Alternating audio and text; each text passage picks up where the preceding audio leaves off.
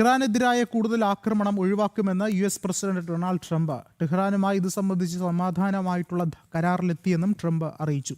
പശ്ചിമേഷ്യൻ രാജ്യങ്ങളും ഇക്കാര്യം ആവശ്യപ്പെട്ടതായി ട്രംപ് വിശദീകരിച്ചു. നീക്കത്തിന് ഇസ്രായേലിന്റെ പിന്തുണയുണ്ടെന്നും യുഎസ് പ്രസിഡന്റ് അവകാശപ്പെട്ടു. ഇറാനിൽ അതിശക്തമായ ആക്രമണത്തിന് യുഎസ് ഒരുങ്ങുന്നതായി വാർത്തകൾ പുറത്തുവന്നിരുന്നു. ഇതിനു പിന്നാലെയാണ് സൗദി അറേബ്യ ഉൾപ്പെടെയുള്ള പശ്ചിമേഷ്യൻ രാജ്യങ്ങൾ ആക്രമണം നീട്ടിവെക്കണമെന്ന് ആവശ്യമായി മുന്നോട്ട് വന്നത്. ഇറാനും സമാന ആവശ്യം ഉന്നയിച്ചുവെന്നും ട്രംപ് വിശദീകരിക്കുന്നു. തുടർന്നാണ് ഇറാനെതിരായ ആക്രമണ പദ്ധതി തൽക്കാലം നിർത്തിവെച്ചതായി ട്രംപ് അറിയിച്ചത്.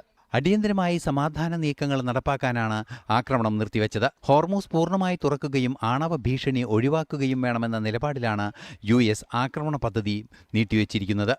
നീക്കത്തിന് ഇസ്രയേലിന്റെ പിന്തുണയുണ്ടെന്നും യുഎസ് പ്രസിഡന്റിന്റെ സമൂഹമാധ്യമക്കുറിപ്പിൽ വ്യക്തമാക്കി. അതിനിടെ പശ്ചിമേഷ്യൻ രാജ്യങ്ങളിലെ അമേരിക്കൻ പൗരന്മാരോട് തിരിച്ചുവരാൻ യുഎസ് നിർദ്ദേശം നൽകി. വ്യോമഗതാഗത നിരോധനം, വിമാന സർവീസുകൾ റദ്ദാക്കാനുള്ള സാധ്യത എന്നിവ മുൻകൂട്ടി കാണണമെന്നാണ് പൗരന്മാർക്ക് നൽകിയ വിശദീകരണത്തിൽ പറയുന്നത്. ഇറാന്റെ ഊർജ്ജ കേന്ദ്രങ്ങളിൽ ഇസ്രയേലുമായി ചേർന്ന് ശക്തമായ ആക്രമണത്തിന് നീക്കങ്ങൾ നടക്കുന്നതായി ഇക്കഴിഞ്ഞ ദിവസം തന്നെ വാർത്തകൾ പുറത്തുവന്നിരുന്നു. പശ്ചിമേഷ്യയിലും മറ്റു രാജ്യങ്ങളിലും യുഎസ് നയതന്ത്ര കാര്യാലയങ്ങൾക്ക് നേരെയും ആക്രമണമുണ്ടായേക്കാമെന്ന മുന്നറിയിപ്പും നൽകുന്നുണ്ട്. ഇന്റർനാഷണൽ ഡെസ്ക്, ജനം.